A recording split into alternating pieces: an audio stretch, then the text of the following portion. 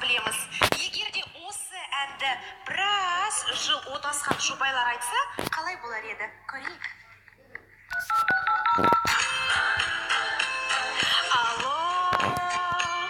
Алло, тез айт, Қайда жүрсің? жұмыстамын, Үйге тез қайт. мазалай бермеші, бір сағаттан соң үйде боламын. Нан ала кел. Өзім барып кел, Қалай барам? Үйде 3 балам. Үйдің ішін өзім жуам.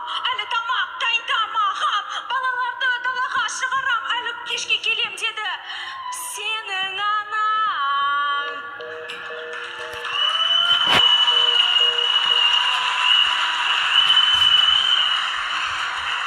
Тұсқаны қоя салған ес? Қазір мен оған көрсетем, жанын шығарамын. Алло? Бұл кім? Кімді іздедің? Күйеуімді. Міне келді.